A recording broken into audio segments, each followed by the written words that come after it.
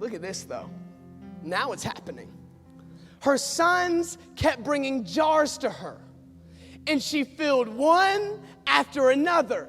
Verse 6. Soon, every container was full to the brim. Soon. You know, in the Gospels, as Jesus is walking, and it would say a crippled man's laying on the ground, he'd say immediately the crippled man got up and walked. Immediately. This says soon. There was some work that was put into this. It didn't just immediately fill to the brim. You know when I think something overflows is when you forget about it. I was making some macaroni and cheese this week for my girls. Like I said, man, pastors live the same life as you.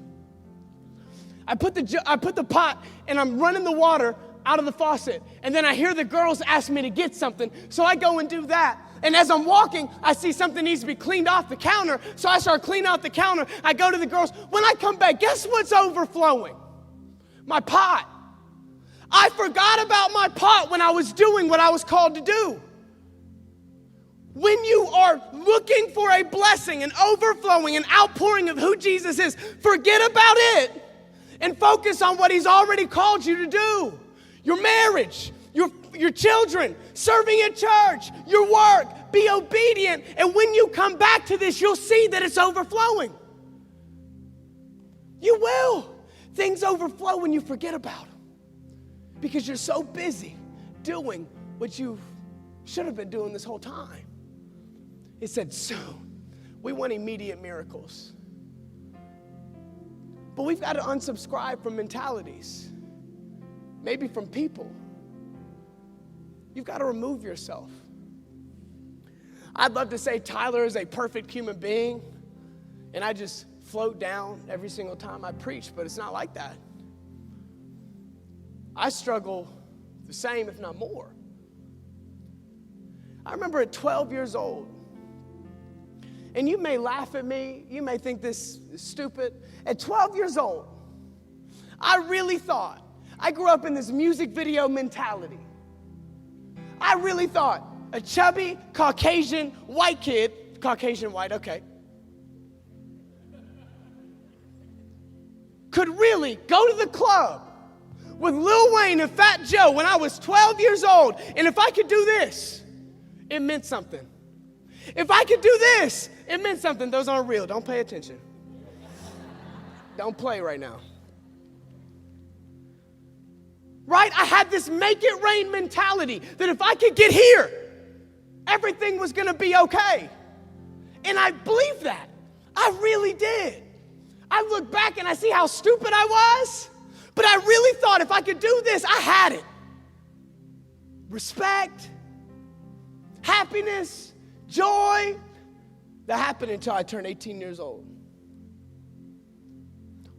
On my first day of senior year, I was driving a car home. I had my brother and my best friend in the car. We hit a patch of gravel on the side of the road. I overcorrected. I went head on with another lady on a one-lane road. When I woke up 4 days later, I found out my brother and my best friend had passed away because of my recklessness.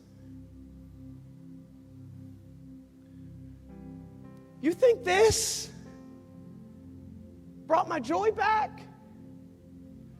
You think this healed my heart? It paid for the hospital bills, but I tell you right now, it wasn't there when I was alone questioning suicide. It wasn't there. God had to break me down before he could break me through to what I was called to do. Now, I don't know if you're in a breaking point right now, if you need to find your breaking point right now, or maybe you need to remember your breaking point so you remember who you need. Not what you need, not what you want, but who you need, and it's been Jesus.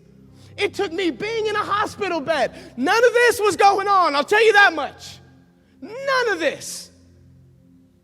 But God brought me there for a reason. God had to break me down because there is nothing more dangerous than a bitter, wealthy person. There's nothing more dangerous than an angry, rich person. There's nothing. I never would have found that out. I want to be in a position my entire life where if God does want to give me something, I'm ready for it. You ever look back at things you wanted when you were 16 years old and think, glad I didn't get that, glad I didn't marry that person? I want to be in a position to receive something new. And even if he doesn't, he will be enough for me. And that's hard. What was that, Shadrach, Meshach, and Abednego? Are you going to pray to your God? We just did that song. Even if he doesn't, we will still praise God. Even if this never comes, is God still enough for me? Is he? Is he for you?